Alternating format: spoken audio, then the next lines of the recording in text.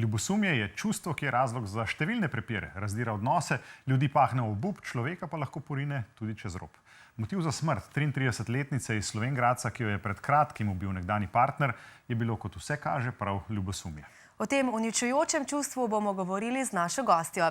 Dobro jutro voščim Nataši Bernik, psihoterapevtki. Dobro jutro. Dobro jutro, pozdravljena. Ljubosumje je čustvo, ki se razvije že v otroštvu, kaj ne? In v bistvu nas zanima, zakaj ljudje sploh čutimo to čustvo, ki ni nujno, da je samo negativno. Ja, res je. Ljubosumje se razvija po prvem letu starosti in je namenjeno temu, da otrok ostane blizu ljubljene osebe. Po prvem letu starosti, ko mamica preživi veliko časa z otročkom, je na njo najbolj navezan, se ob njej počuti varnega, ji predstavlja neko varnost.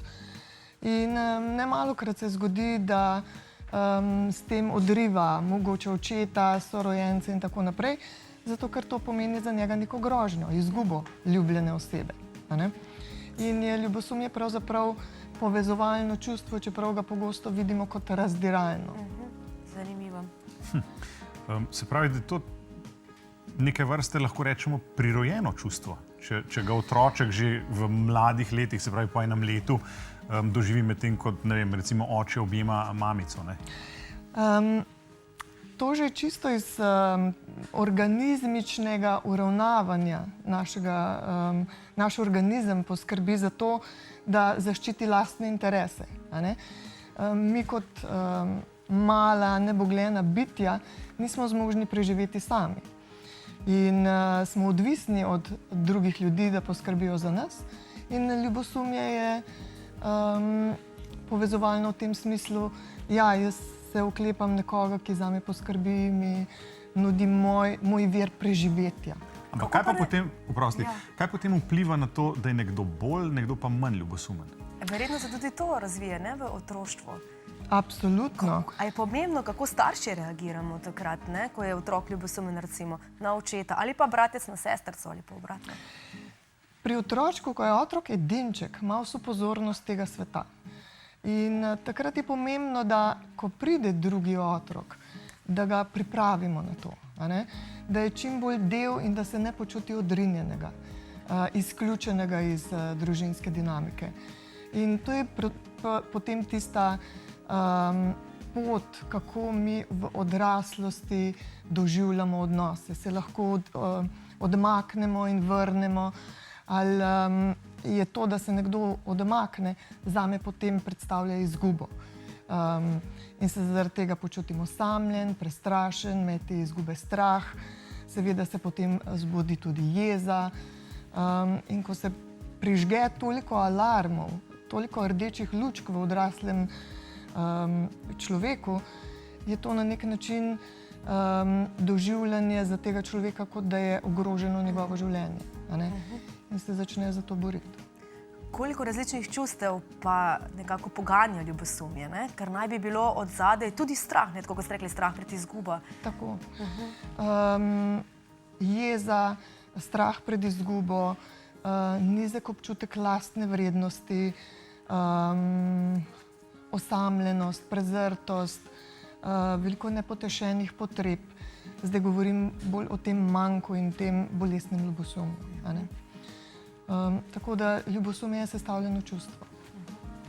Ja, o bolestnem ljubosumju bomo tudi še rekli kakšno besedo. Predlagam, da naredimo eno kratko pauzo, da bomo ljubosumni, ne, na naslednji prispevek. Tako. Kar poglejmo, kaj o ljubosumju menijo mimoidoči.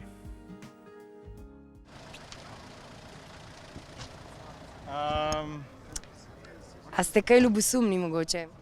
Odvisno na kaj? Ali pa na koga? Ja, pa ste? Ja, seveda. Pa da smo vsi kdaj malo ljubosumni, to je čisto nekaj normalnega v bistvu. Nisem več, ker sem že toliko stara, da ne rabim biti več, ne. Poznam pa jih dosti. Kol vam že kar povem, nisem bila nikoli. Mislim, trenutno ni potrebe, da bi bila, ampak po mojem, da je normalno, no, da je kdo vsak je toliko časa malo ljubosumen. Ne. Kako pa mislite, da se to odraža v odnosu? Kako to vpliva na odnos?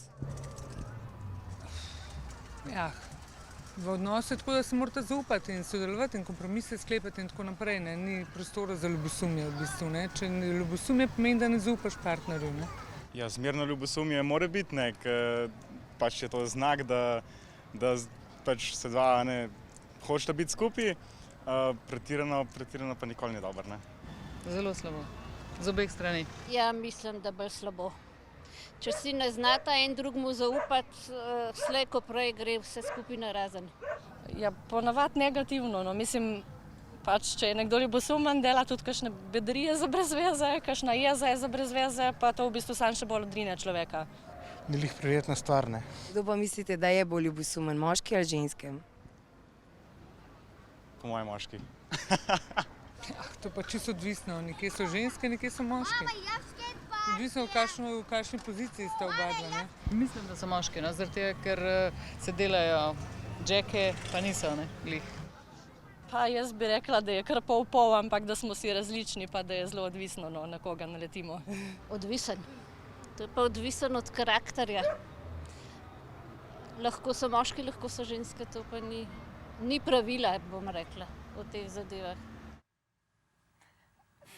Ja, zanimive izjave, ne? V oči in ušesa mi je padla izjava o tem, da nekako ljubosumje vznikne takrat, ko nekako ni prostora za to, da bi si partnerja zaupala.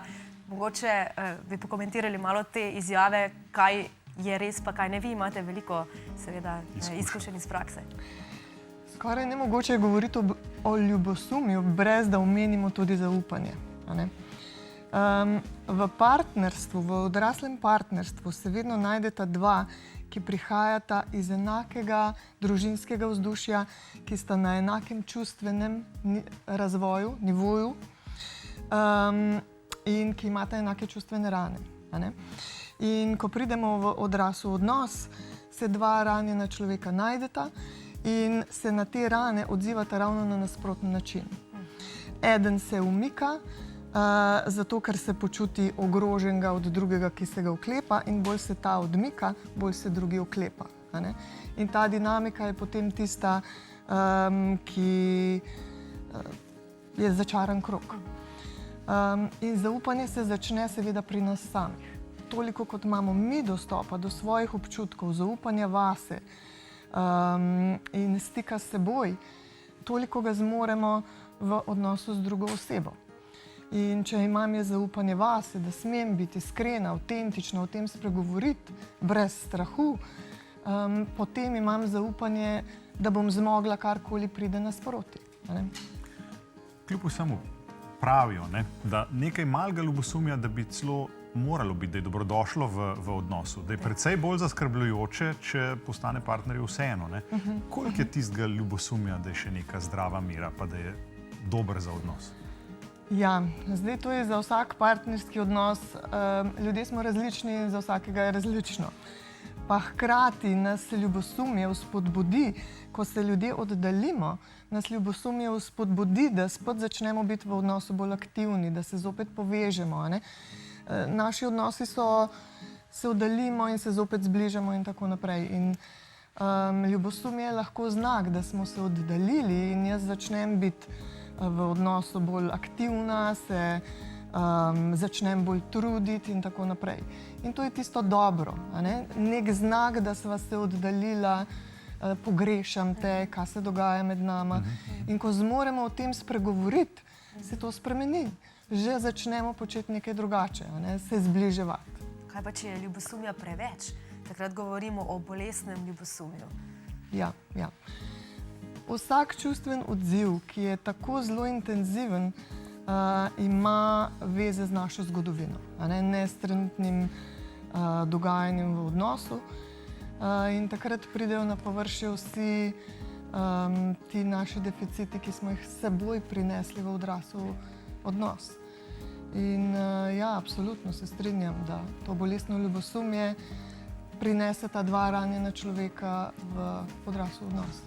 Ker za koga pa je teže, recimo, v odnosu? Ne? Tudi tisti, ki je ljubosumen, bolestno ljubosumen, v bistvu doživlja grozne občutke, ne? In dejansko tudi on trpi, ne samo tisti, ki je žrtev oziroma tarča. Se strinjam. to, kar sem že prej omenila. Ne? Prižgejo se vse te lučke, ki nam pravzaprav dajo vedeti, da smo ogroženi. Strah pred izgubo, sumničavost, s tem povečano nadziranje te osebe, vse nepotešene potrebe, ki smo jih prinesli v odrasel odnos. Ampak v partnerskih zvezah je dostikrat ljubosumje razlog za razpad zveze. Koliko je to pogosto, mogoče čisto iz vaše izkušnje profesionalne?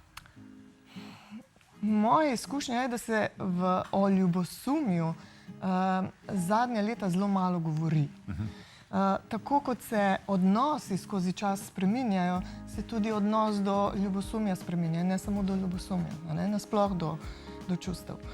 In če govorimo o partnerskih vezah do 70 let, je bila partnerska veza drugače zasnovana, kot je zdaj.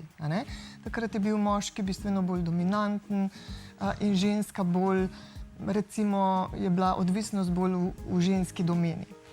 Po 70 letih se je ta dinamika v odnosih zelo spreminjala in danes pravzaprav jaz svobodno izberem tebe in ti svobodno izbereš mene in ni nobenega razloga, da bi čutili to posesivnost. Pravzaprav se smatra, da ta posesivnost ni potrebna.